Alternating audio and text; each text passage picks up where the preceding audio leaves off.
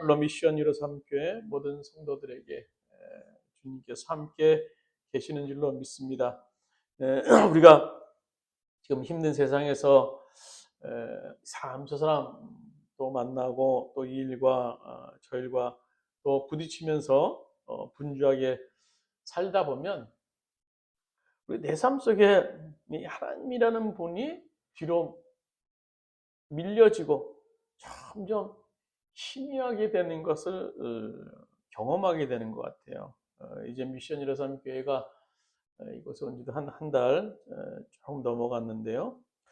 아니 또 뭐 이것저것 준비할 것들이 또 많이 있고 그렇습니다만 이전하면서 이렇게 저렇게 또 이 사람 저 사람과 만나고 하면서 분주한 그런 일상을 지내면서 사람에 치이고 일에 치이다 보니까 제 자신에게 하나님이 점점 좀 희미해지는 것을 사실 경험을 하게 되더라고요. 기도도 부족하게 되고 말씀 읽는 것도 부족하게 되고 그러다 보니까 더욱더 하나님이 안 보이게 되고 힘들어지고 또 평안도 없어지고 세상을 향한 마음만 남게 되고 어떻게 하면 이 힘든 현실에서 살아남을까?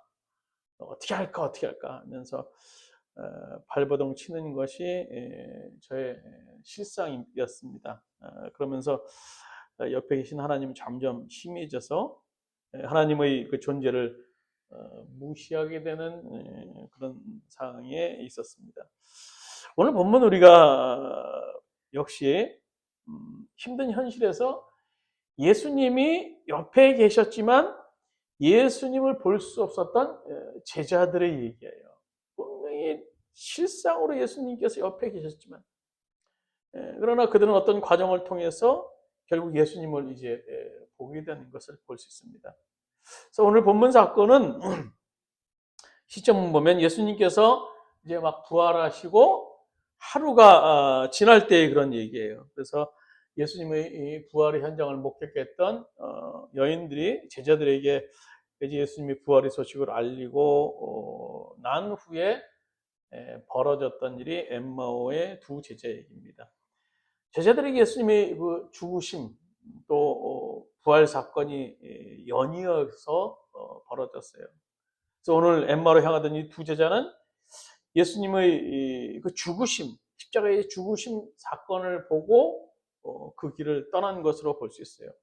부활의 사건이 소식이 들었지만 믿지 못했어요. 그리고 부활하신 예수님을 등지고 이제 자기 고향으로 엠마오로 향하게 됩니다. 엠마오는 예루살렘에서 약 11km 정도 떨어진 마을이니까 걸어서 한 3시간, 뭐 비교적 당시로서는 먼 마을은 아닙니다. 두 사람 중에 한 사람의 이름은 글로바라는 사람이고 또 한 사람은 뭐 익명으로 나와 있습니다. 그래서 이들은 12제자가 아닌 사람인 것 같아요. 12제자 외 제자들. 왜냐하면 예수님 당시에 그 12제자는 지금 예루살렘에서 모여 있었기 때문에 고향으로 향하던 이들의 발걸음, 부활하시고 난 후에 하루 만에 이들이 발걸음을 보면 이들은 예수님 12제자가 아닌 것으로 볼 수 있습니다.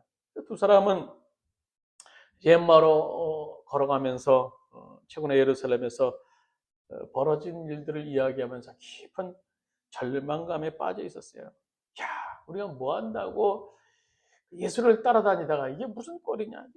이 생고생이나 하고 예수를 따라다니면 뭐 한 자리라도 뭐 줄 줄 알았는데 최소한 우리들이 배고픔의 문제만큼은 해결될 줄 알았는데 아무것도 없어. 그분은 가셨어. 죽었네.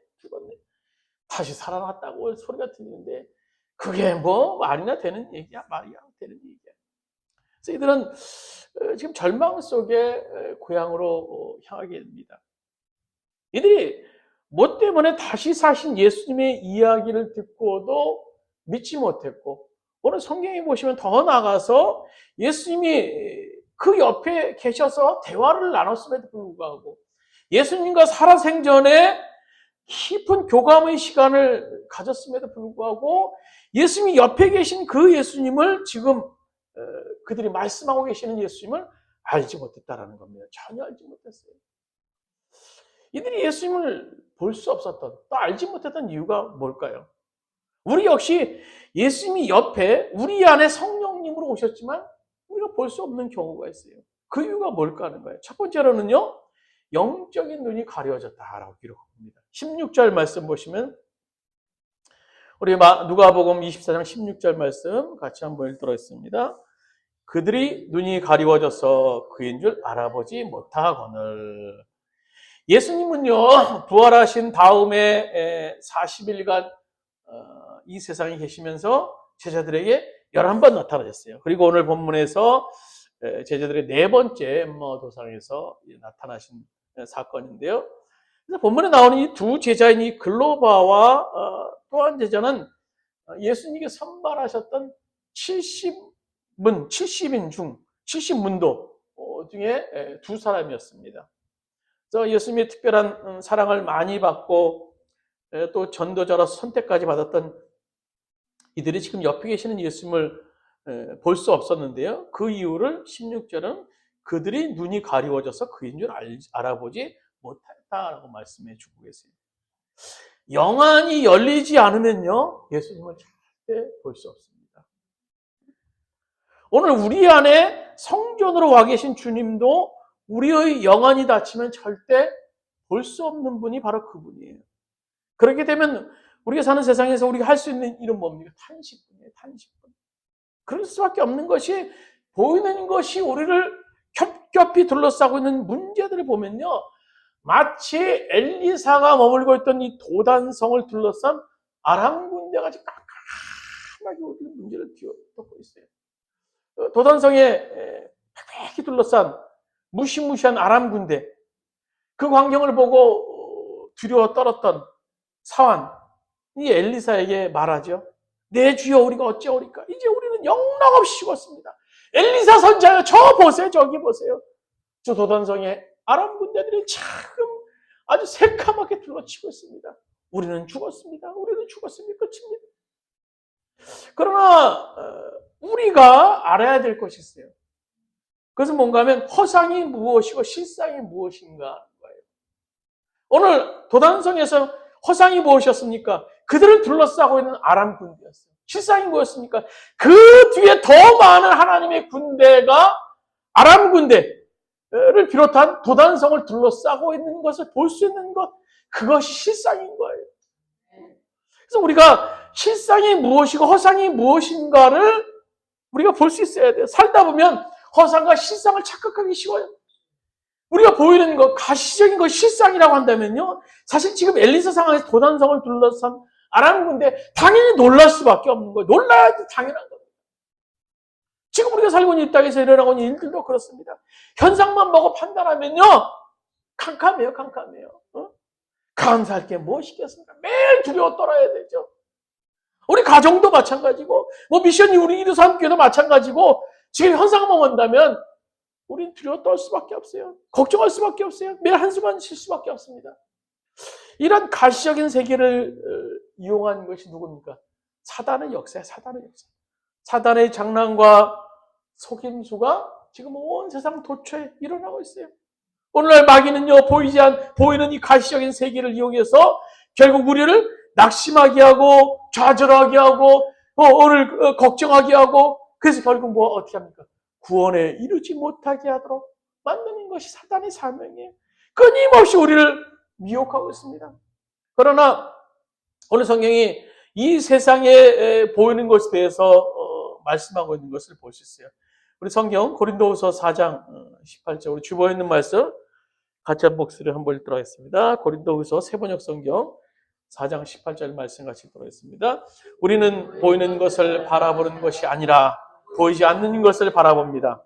보이는 것은 잠깐이지만 보이지 않는 것은 영원하기 때문입니다. 우리가 보는 것이 잠깐이요, 허상이라는 거예요. 보이지 않는 하나님의 세계는 영원한 실상이라는 겁니다. 오늘 본문 보세요. 두 제자는요, 부활하신 예수님에 대한 이야기를 이제 여인들을 통해서 우리 24장 앞절에 보면 들었지만요, 믿지 않았어요. 심지어 그 예수님이 지금 그 옆에서 아주 숨소리까지 들릴 정도로 가까이서 대화하고 있음에도 불구하고 그 예수님을 알아보지 못했어요. 그 예수님이 어떤 분이십니까? 나인성의 과부의 아들과 회당장의 야이로 딸 나사로를 살리신 분이 바로 주님이세요. 그 예수님의 능력을 누구보다 가까이 옆에서 지켜봤던 제자들이었지만 그들은 예수님의 부활을 전혀 믿지 못했고 주님이 옆에 계심에도 불구하고 그분을 인식하지 못했어요. 누군가는 옆에 있는데 그분이 예수님인지를 몰랐어요. 우리 역시 마찬가지예요. 성경에서 수없이 많은 곳에서 예수께서 성령으로 우리 안에 계시고 우리와 함께 계시고 우리와 동의하신다고 수없이 말씀하고 계세요. 그러나 영안이 닫히면요 그 사실을 믿지 못합니다. 그리고 이 이야기를 남의 이야기로 치부합니다. 오늘 성경은 말합니다. 마태복음 28장 20절에 보시면 보아라 내가 세상 끝날까지 항상 너희와 함께 있을 것입니다. 그 예수님은 지금도 우리와 함께 하십니다. 지금 이 자리에 와 계세요. 그리고 우리들 안에 성령으로 와 계세요. 그 주님은 지금도 우리와 동행하시고 있습니다. 오늘 말씀에서 끊임없이 들려오는 그분의 음성을 우리가 들을 수 있어야 돼요. 그러나 영안이 열리지 않았던 제자들은 안타깝게도 함께 하시는 그 주님을 볼 수 없습니다. 그러나 깊은 슬픔 속에 빠져있게 되죠. 오늘 17절 말씀 제자들이 어떤 모습으로 오늘 예수님과 함께하고 있는지를 기록하고 있습니다. 17절 말씀 같이 읽도록 하겠습니다. 예수께서 이르시되 너희가 길 가면서 주고받고 하는 이야기가 무엇이냐 하시니 두 사람이 슬픈 빛을 띠고 머물러 섰더라. 그들이 공시렁공시렁 막 이 얘기를 저 얘기를 하고 가는데 예수님께서 나타나셔서 아예 당신들 도대체 무슨 얘기를 하고 있습니까? 하고 본 거예요. 근데 얼굴에 수심이 가득한 겁니다. 예수님이 이렇게 쳐다보고 대화를 하는데 그들이 알지 못했던 거예요. 바로 그들이 영안이 오늘 닫혀있기 때문에 주님을 보지 못했다. 그 첫 번째 이유고요. 또 예수님을 보지 못했던 두 번째 이유가 뭔가 하면 꿈이 무너졌기 때문이에요. 21절 말씀 우리 같이 읽도록 하겠습니다. 21절 말씀입니다. 우리는 이 사람이 이스라엘의 성량한 자라고 알았노라. 이뿐 아니라 이 일이 일어난 자가 사흘째요. 오늘 이 얘기는요. 지금 두 제자들이 주고받는 얘기. 예수님이 옆에 계시는데 그동안 일어난 일을 쭉 예수님께 타인에게 설명하고 있는 거예요. 그래서 21절에 세 번역은 더 쉽게 이렇게 말합니다. 우리는 그분이야말로 이스라엘을 구원하실 분이라는 것을 알고서 그분에게 소망을 걸고 있었습니다. 그런데 그분은 돌아가셨어요. 우리는 절망입니다라고 얘기를 하고 있는 거예요. 즉 제자들이 자신이 꿈들이 무너졌다고 지금 얘기하는 겁니다. 이 두 제자는요. 예수님께서 이스라엘을 구원할 정치적인 메시아, 구세주, 왕 중의 왕으로 알고 있었어요. 그래서 이들의 꿈은요. 예수님과 함께 로마에 압제하고 있던 이스라엘을 해방시키고 새로운 세상을 만들면 자기는 최소한 어떤 자리에 올라가서 부와 부귀 영화를 누릴 수 있을 것이다. 그런데 보니까요 예수님을 쫓아다니다 보니까요 그것이 정말 가능한 것 같아요. 가능한 것 같아요.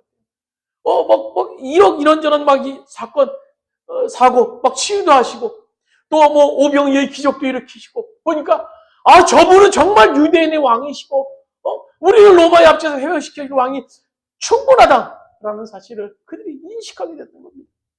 그런데 결국은요 예수님께서 십자가에서 돌아가셨는데 나약하게 그지없는 모습으로 힘없는 어린 양처럼 죽으셨으니 이제 모든 꿈이 물거품 되었으니 어떻게 되겠습니까? 자신의 고향으로 이제 돌아가게 되었던 거예요. 이와 비슷한 제자의 모습이 있죠. 베드로가 예수님께서 십자가에 돌아가시자 예수님이 나타나셔서 그들과 함께 하셨지만 그 사실을 믿지 못했어요. 그리고 그 다음날 나는 물고기나 잡으러 가노라. 물고기나 잡으러. 슬픈 기색으로 오늘 요한복음 21장 3절에 보면 베드로의 슬픈 모습이 나와요.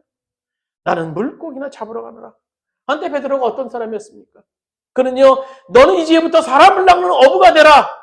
라는 그런 예수님의 부르심에 순종하여서 자기의 모든 것을 버리고 주님을 쫓았던 큰 꿈을 가지고 있었던 사람이에요. 그랬더니 그가 성경의 슬픔과 절망의 모습을 한 채 나는 이제 물고기나 잡으러 가노라. 꿈을 상실한 자에게는요, 남는 것은 슬픔과 절망뿐인 겁니다. 여러분, 우리가 절망할 때가 언제입니까?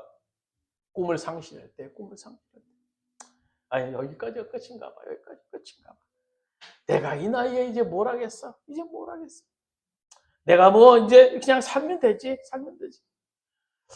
어느 90세를 바라보는 원로 목사님이 조언, 제가 지난번에도 말씀 기억이 나는데요.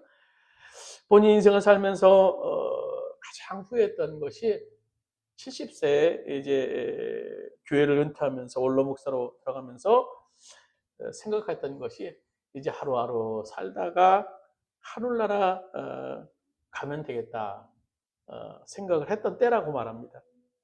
근데 이렇게 뒤돌아보니까 90세가 된 지금 뒤돌아보니까 그때가 가장 아쉬운 순간이었다고 해요. 왜냐하면 70세 때 앞으로 20년 자기 이렇게 지금 90을 맞이하는 이 시간에 20년을 더 살 것으로 생각했다면 더 계획하면서 또 앞으로 어떻게 될 것인가 좀 더 심각하게 생각하면서 90을 바라봤다면 지금보다 더 많은 주님의 일들 또 더 생산적인 일들을 할 수 있을 것인데 그냥 자기가 20년을 그냥 세월만 보낸 것이 안타깝다라고 말씀하시면서 이제라도 허송 세월을 보내지 말고 이제 잘 시간을 활용하라는 조언을 이제 들은 기억이 납니다.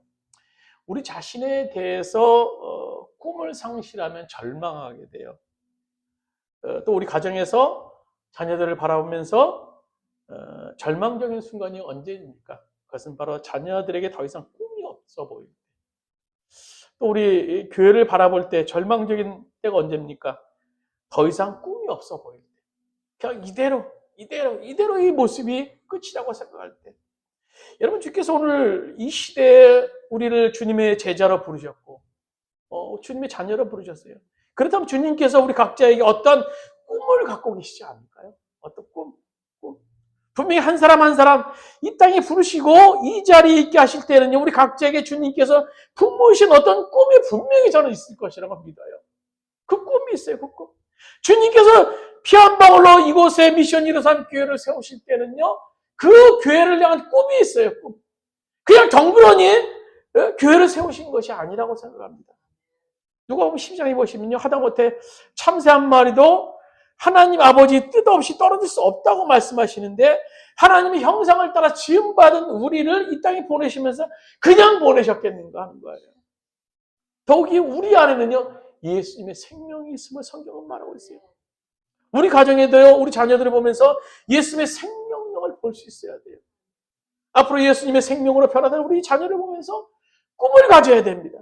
그리고 지금 우리 미션 이루산 교회에서 생명으로 역사하고 계시는 그 주님이 이루실 교회 꿈을 우리가 볼 수 있어야 돼요. 이 김포 일대, 이 지역 일대, 이 지역을 섬기면서 이 지역에서 주님께서 하신 일들을 우리가 볼 수 있어야 되는 거예요. 꿈을 본 사람은요, 슬퍼하지 않아요.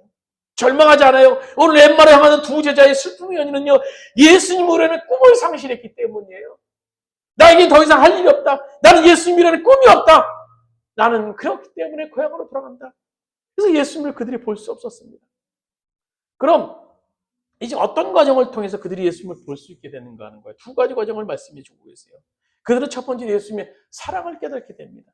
오늘 30절 말씀 같이 본문 30절 말씀 같이 들어있습니다. 30절입니다. 그들과 함께 음식을 잡수실 때 떡을 가지사 축사하시고 떼어 그들에게 주시니. 지금요, 예수님께서는 자신을 알아보지 못하며 슬픈 기색을 하고 있는 제자들과 만찬을 가지고 계시는 거예요. 그것은 그냥 만찬이 아니라 사랑의 만찬, 애찬이라고 부르시죠. 애찬은 성찬과 달리 식사하면 성도 간에 사랑의 교제를 하기 위한 그런 식사 자리입니다. 그래서 이 만찬석상에서 예수님께서 축사하시면서 떡을 떼어서 주십니다. 그리고 그들에게 느낄 수 있는 그 주님의 사랑을 그들이 경험하게 돼요. 그리고 오늘 31절에는 그들의 놀라운 일이 생기죠. 오늘 31절 말씀 같이 읽도록 하겠습니다. 그들의 눈이 밝아져 그인 줄 알아보더니 예수께서 그들에게 보이지 아니하시는지라. 그들이 눈이 밝아져서 예수님을 딱 봤는데 예수님이시네. 근데 그 순간 예수님이 사라져 버리셨다라는 얘기예요.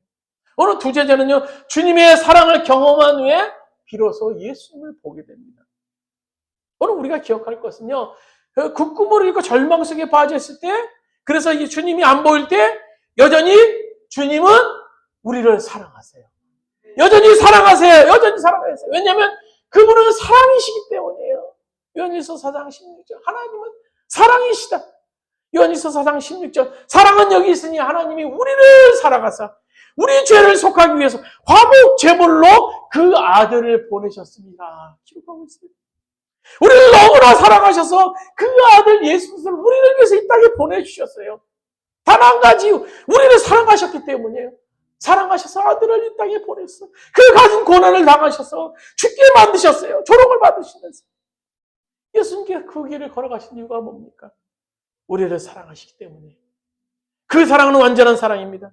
로마서 8장 38절 말씀하시죠. 내가 확신하는 사망이나 생명이나 천사들이나 권사들이나 현재인이나 장래인이나 능력이나 높음이나 기쁨이나 다른 어떤 피조물이라도 우리를 우리 주 그리스도 예수 안에 있는 하나님의 사랑에서 끊을 수 없으리라.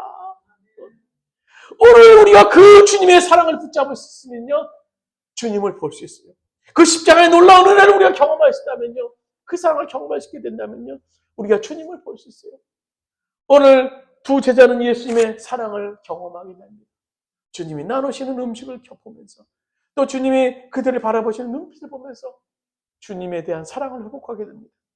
또 두 번째로는요, 말씀이 회복되었을 때, 말씀이 회복돼요. 말씀. 25절, 우리 27절 말씀 같이 한 목소리를 들었습니다.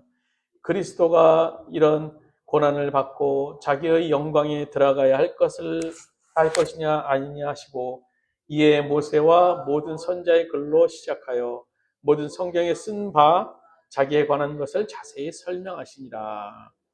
오늘 제자들을 비롯한 유대인들은요, 말씀을 잘 안다고 했지만 제대로 알지 못했던 것 같아요. 예수님의 제자로서 누구보다 가까이서 예수님 말씀을 두 제자가 듣고 있었지만 그들은 듣고 싶은 것만 들었던 것 같아요. 우리는 세상에 살면서 수없이 많은 환경에서, 현장에서 예수님의 부재를 경험하게 됩니다. 지금 여기 예수님이 살아계시는 건가? 예수님 나와 함께 하시는 건가?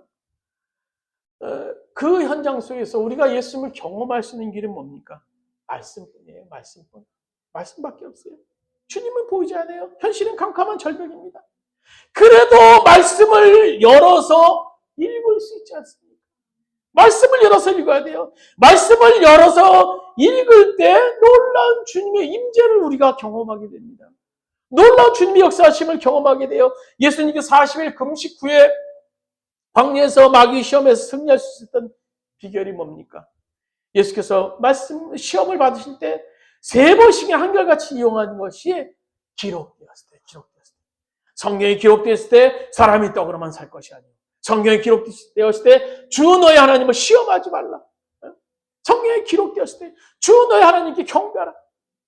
예수님께서 광야의 상황에서 마귀의 시험에서 이기기 위해서 붙잡았던 것이 바로 하나님의 말씀이라면, 우리 역시 광야 같은 예수상에서 의심이 생기고 두려움이 엄습할 때, 그리고 주님이 보이지 않을 때 우리 역시 말씀을 붙잡아야 돼요. 말씀을 붙잡아야 돼요.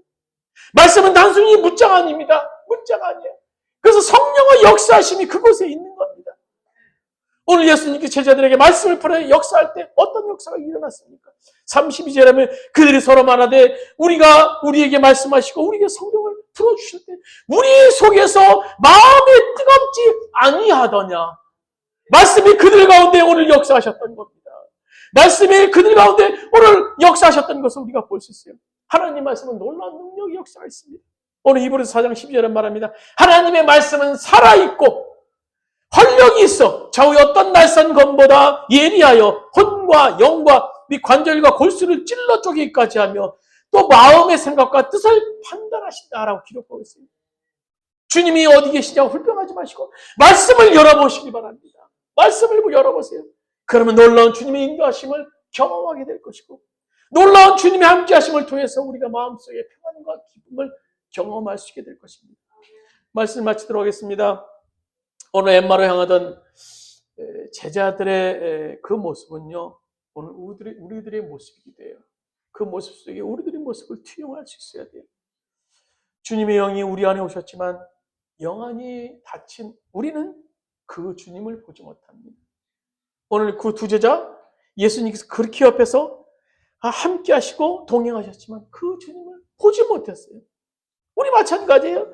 오늘 성경이 말씀하는 것, 수없이 말씀하는 것은 오늘 영어로 주님께서 우리 안에 오셨다고 하지만 우리는 그 주님을 보지 못합니다. 우리에게 꿈을 주셨지만 현실력 앞에서 그 꿈이 상실된 오래입니다. 그 결과 우리는 하루하루 절망과 날심 속에 무너짐을 경험하는 경우가 참 많은 것 같아요. 그러나 오늘 엠마오로 가던 두 제자는요, 예수님의 사랑과 말씀을 통해서 영안이 열리고 하나님 나라에 대한 비전을 회복할 수 있었습니다. 아마 이들이 행로를 보면요, 그 다음에 아마 주님을 위해서 놀라운 사명을 감당하는 그런 제자로 거듭났을 거예요. 우리 예수님의 십자가의 사랑을 회복해야 됩니다. 십자가의 사랑. 오늘 예수님께서 우리를 위해서 지신 그 십자가의 사랑을 우리가 회복해야 돼요. 그리고 말씀을 열어서 그 주님을 경험할 수 있다면 오늘 다쳤던 우리의 영안이 열리고 하나님 나라에 대한 비전을 꿈꾸게 될 수 있을 줄로 믿습니다. 주님이 말씀하신 하나님 나라에 대한 비전을, 또 우리 가정에 대한 비전을, 또 우리 교회에 대한 비전을, 이 민족에 대한 비전을 발견하게 되는 오늘 여러분 되시기를 주님의 이름으로 축원드립니다.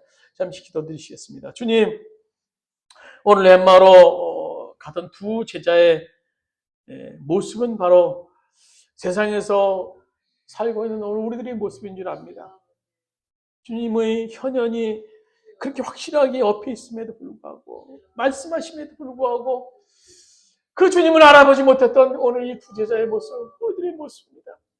오늘 복잡하다는 일상 속에서 이리 채이고 저리 채이고 하는 그런 상황 속에서 정말 주님의 모습은 어디 갔습니까? 주님은 보이지 않을 때가 너무나 많습니다. 우리의 믿음 없음을 용서하여 주시고 바라보기는 우리들의 영안을 주님께서 열어주셔서 오늘 주님의 동행하심을 경험할 수 있도록 인도하여 주시고 그 속에서 주님의 사랑과 오늘 말씀 속에서 우리와 함께 하시는 그 주님으로 말미암아 승리하는 우리 모든 미션이 이뤄서 함께 성도들 될 수 있도록 주께서 인도하여 주시옵소서. 이제는 우리 주 예수 그리스도의 은혜와 하나님 아버지의 원하신 사랑하심과 보혜사 성령님의 감화 감동대 교통하시는 은총이 오늘 엠마오로 도성으로 향하던 두 제자의 모습 속에서 우리들의 모습을 발견하고 더욱더 주님의 사랑을 깨닫고 오늘 말씀을 붙잡음을 통해서 오늘로 승리하기를 원하는 우리 모든 일어서 함께 미션 일어서 함께 성도들 머리 위에 그의 가정의 사업장과 직장에 또 이 방송을 듣는 모든 이들 위해 이제부터 함께 하시기를 간절히 축원하옵나이다.